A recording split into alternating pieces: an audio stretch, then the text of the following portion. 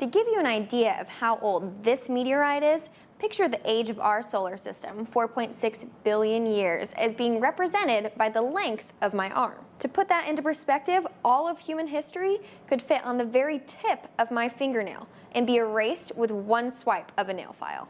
So for example, students who weigh 100 pounds should not carry a bag that weighs more than 15 pounds. This average size bag weighs well over 15 pounds and could cause future back problems. After 3 hours of an intense deliberation, the City Council passed an ordinance that is making the sale of cats, dogs, and rabbits illegal in commercial stores. Now, this is part of a much bigger plan aimed at getting rid of puppies bred in puppy mills and then shipped into and sold in San Diego.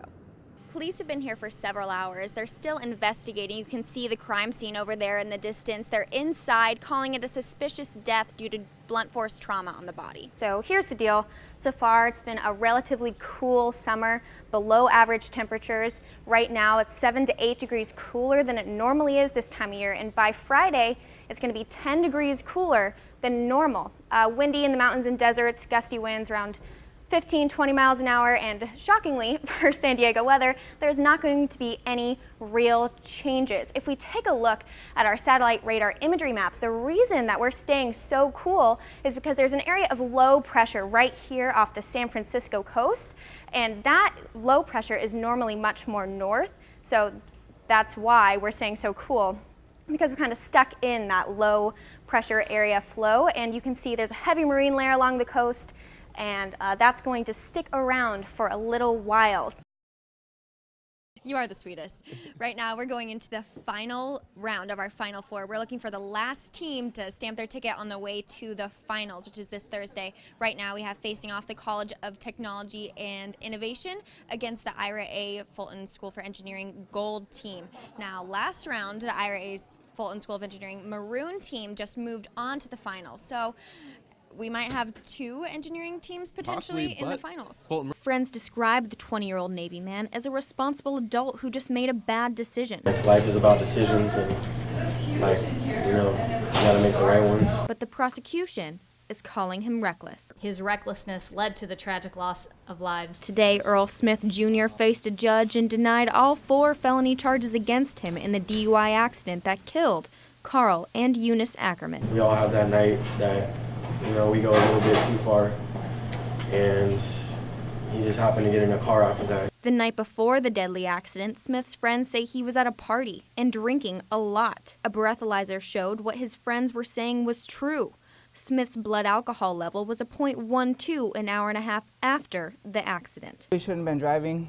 He told me he was going to sleep in his car. But prosecution says Smith left the party and drove 75 in a 45 miles per hour zone down Old Castle Road in Valley Center. Distracted, looking apparently at his cell phone, his GPS on his phone at the time he drove off the road and struck the Ackermans. The couple was a neighborhood icon, having held hands and walked along Old Castle Road every day for the last 30 years. Their longtime neighbor, Joe Fain, said he often warned the couple about walking along that road. Anything good comes out of it, as they did go together. If convicted, Smith could serve up to 15 years in prison. His bail is $1 million. Brittany Bade, Fox 5 News.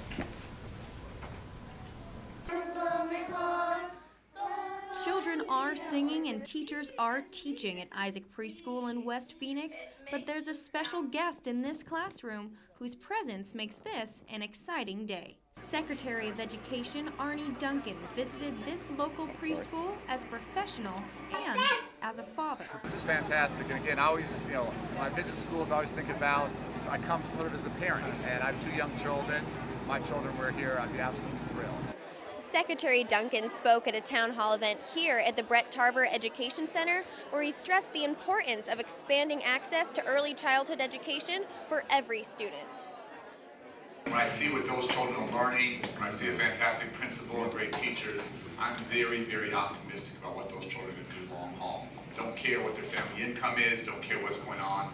They're getting the kinds of academic and social skills and opportunities they need. Education policy is full of questions about the future of America's youth. And Secretary Duncan's answer to keeping kids on track is starting them early. And then we wonder why we have achievement gaps, we wonder why we have dropout rates. I keep saying we have to close the opportunity gap.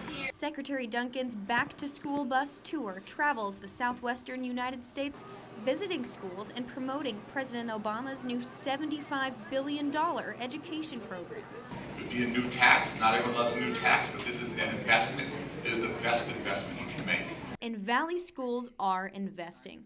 The secretary chose to visit Isaac Preschool and Esperanza Middle School in the Isaac Unified School District because of their dedication to early childhood education, something these schools' principal strongly believes in. I enrolled my own children here at the preschool to show, because I knew the benefits, and then because to show the community that's how much I believe, how much my family believes in the quality of our preschool. Arizona preschools aren't like they used to be. There is still some singing and crafting, but now there is more of a focus on being ready for grade school. It is all part of the new Common Core standards that are designed to give students the skills they need to go to college and to have successful careers. The bar has been raised, so to say. There's a higher level of rigor. There's a higher expectation. There's more of a curriculum based around academics that there has been in the past because of the strong need to prepare kids for kindergarten. The average child that is growing up in a disadvantaged neighborhood starts school being 1 year to 14 months mentally and socially behind their classmates, which is why the secretary and president want to get this plan rolling. But what we do know is if every one of those children is not given the opportunity to succeed in school, those discoveries, those improvements, those leaders will not emerge. For No 99, I'm Brittany Bade. When it's 110 degrees, people aren't really wanting to be outside. In the valley, leaves don't really change color.